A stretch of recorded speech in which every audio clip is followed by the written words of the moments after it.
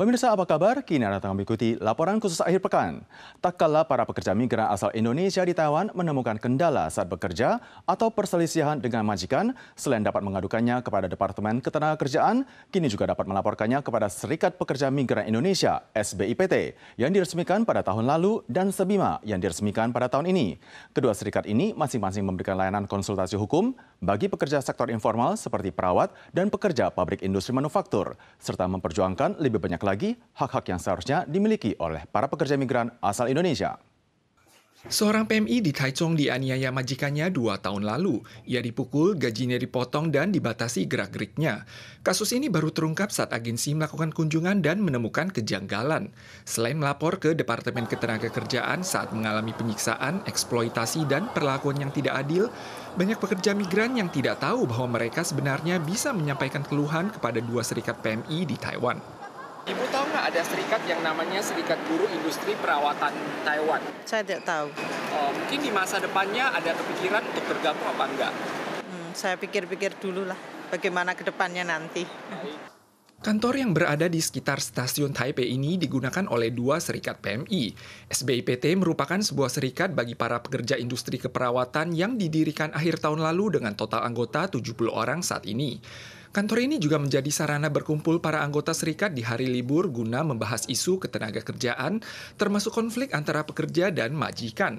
Kedepannya, serikat beraspirasi untuk memperjuangkan hak kesetaraan upah minimum bagi para PMI sesuai UU Standar Ketenagakerjaan. Upah dari kami pun juga masih sebatas di bawah dari upah minimum Taiwan yang saat ini 28, sekian ribu, sementara kami hanya 20.000 saja. Maka yang sering kami keluhkan adalah masalah libur.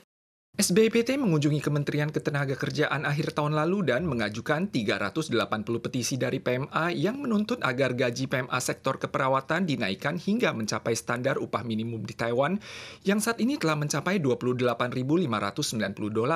Namun gaji bulanan perawat migran masih berada di kisaran $20.000 Taiwan atau cuma 70% dari total upah minimum.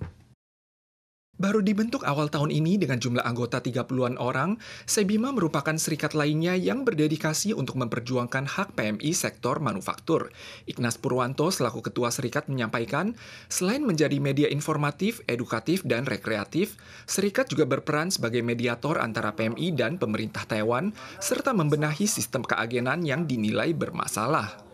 Pelaku-pelaku yang cenderung memanfaatkan keterbatasan, cenderung mempergunakan kelemahan, mengkapitalisasi ketidakmampuan pekerja migran, itu saya rasa masih relevan dan masuk akal untuk tetap disuarakan. Saat ini SEBIMA dan SBIPT merupakan dua serikat PMI berbadan hukum di Taiwan. Walau hanya memungut biaya keanggotaan $150 per bulan, serikat masih mengalami kendala untuk menarik anggota. Di satu sisi, informasi yang diperoleh PMA sangat terbatas. Di sisi lain, kesadaran hukum sebagai media perlindungan di kalangan PMA masih rendah, mengakibatkan jumlah PMA kaburan kian bertambah. Menanggapi hal ini, kedua serikat menyampaikan akan terus menggencarkan publisitas dan merangkul lebih banyak anggota guna mencegah kasus pekerja kaburan lewat upaya peningkatan kesadaran hukum di kalangan PMA.